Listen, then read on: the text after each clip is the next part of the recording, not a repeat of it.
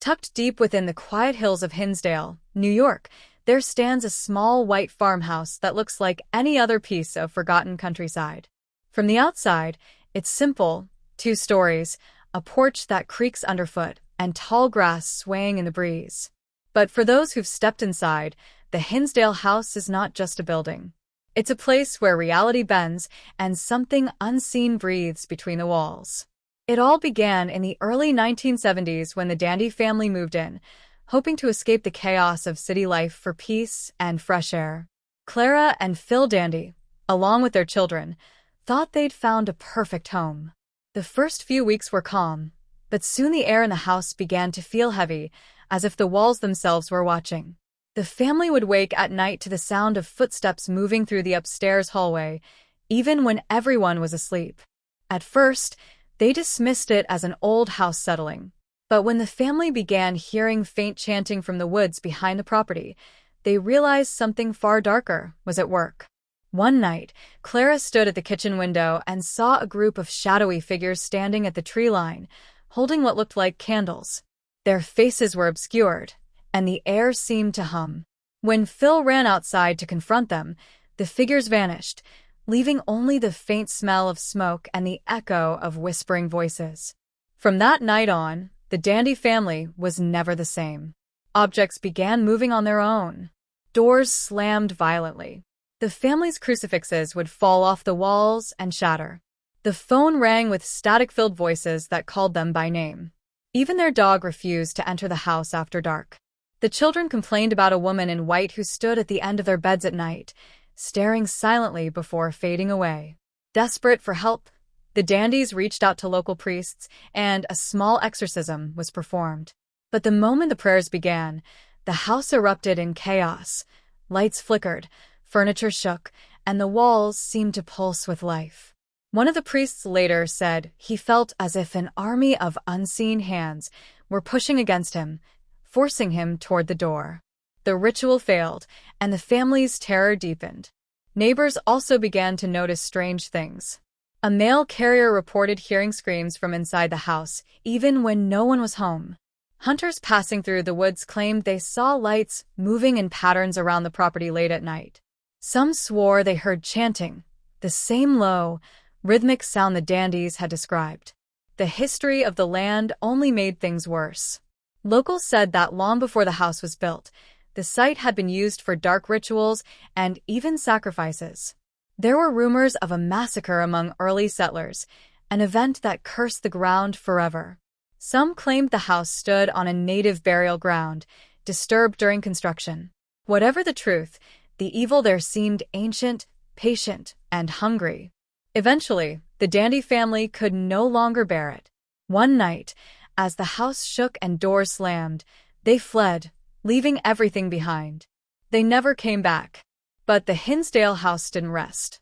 Each new owner, each visitor, reported the same pattern: whispers in the dark, footsteps overhead, shadows that moved against the light. The most chilling detail came years later when paranormal investigators entered the home to document its history. While recording in the basement, their camera caught a cold, metallic whisper that said, "We never left." The temperature dropped suddenly, and the equipment shut down. When they reviewed the footage, a faint figure could be seen standing in the corner, too dark to be human, yet too solid to be a trick of light. Even now, visitors report an oppressive silence that fills the air before something happens. Lights flicker. Doors creak open by themselves. Some people claim to see faces peering out of the windows when the house is locked and empty. The land around it feels different, heavier, as though the ground itself remembers. The Hinsdale house was eventually blessed and sealed, but locals say it never truly quieted. Whatever entered that home in the 1970s never left. Some believe the house doesn't just hold spirits, it attracts them, feeding on fear, drawing in anyone who dares to listen to the whispers at night. Years after the Dandy family fled the Hinsdale house, the small white farmhouse sat abandoned, its paint peeling, its windows clouded with age. The road that led to it grew wild with weeds, and most locals refused to go near it after sunset.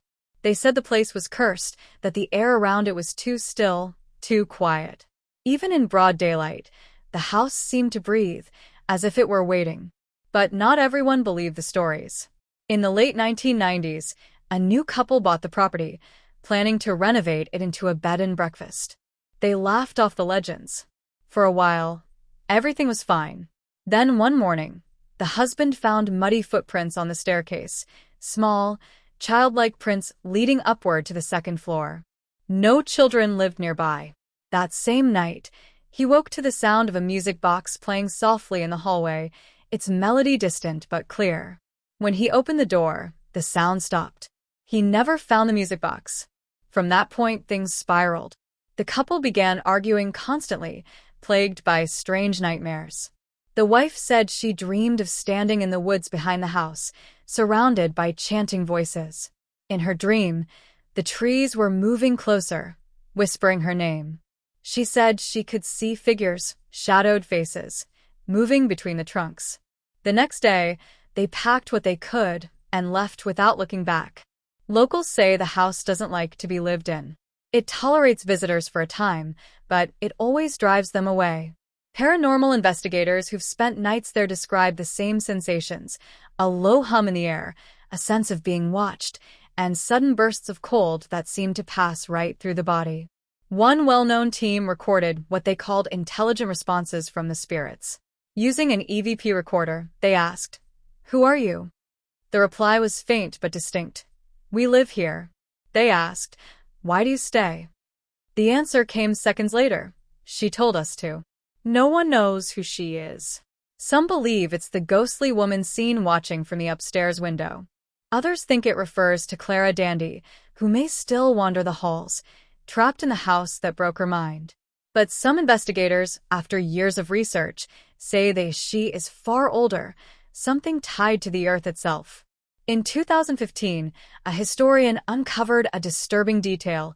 Centuries ago, the land where the Hinsdale House now stands was used for ritual gatherings. Local folklore tells of secret ceremonies held deep in the woods, offerings made to the forest spirits to ensure good harvests. But one ritual, it's said, went terribly wrong. The people who performed it vanished without a trace, and their village soon fell into ruin. That patch of land was left untouched for generations until the house was built directly on top of it. Modern visitors swear the energy around the house feels wrong. Compass needles spin. Cell phones lose service within seconds. Drones malfunction above the roof. One paranormal researcher described walking inside and feeling as if the air was thicker, like the house itself was breathing me in. During one late-night investigation, 2 men were standing in the living room when they heard footsteps pacing above them. They called out, thinking it was another teammate, but there was no answer. The sound continued, slow and deliberate, one step at a time, until it stopped directly over their heads. Then came 3 hard knocks on the ceiling, followed by silence. When they went upstairs, the temperature had dropped by 10 degrees. Their camera captured a faint outline of a figure near the window, a dark silhouette that dissolved as they approached. Another witness, a local psychic, spent 20 minutes alone in the basement. When she came out, her hands were shaking. She said she felt something ancient below the house, something that wasn't human. "It's not a ghost," she whispered. "It's the land. It's alive." Even those who don't believe in the paranormal find it hard to deny the strange coincidences tied to the Hinsdale House. Every major renovation attempt has ended abruptly: sudden illness, financial ruin, unexplained accidents. It's as if the house refuses to be changed. Contractors have reported seeing shadowy shapes in their peripheral vision. Tools go missing and reappear hours later in locked rooms. A painter once swore he heard someone whispering his name from the attic. When he went to check, he found a single dusty footprint in the middle of the floor. Visitors often describe hearing low murmurs, like distant voices speaking in another room. Sometimes it's chanting. Sometimes it's crying. The sounds never seem to come from one direction. They move, surrounding you, as if the house itself is trying to communicate. And always, that same phrase is heard on recordings: "We live here." There's one story that chills even the skeptics. A young woman visiting the site for a documentary decided to sleep in the upstairs bedroom, the same one the dandy children once used. Around 3 a.m., her camera turned on by itself. The footage shows her asleep, the blanket rising and falling with her breathing. Then, slowly, the door begins to open. A faint figure appears in the doorway. Pale, child-sized, featureless.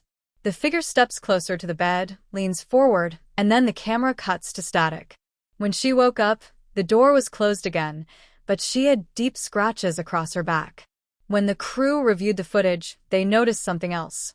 In the final few seconds, just before the video cuts out, a voice whispers, "Don't wake her." Even the land outside the house feels cursed. The trees behind the property twist in unnatural ways, their branches resembling grasping hands. At night, strange lights drift between them. Not lanterns, not fireflies, but orbs that move with purpose. People who've tried to follow them report losing track of time, waking hours later in a completely different part of the woods. Some have even gone missing for days. Locals say that on quiet nights, if you stand on McMahon Road and listen closely, you can hear singing, soft, wordless, like a lullaby carried on the wind. But if you listen too long, it changes.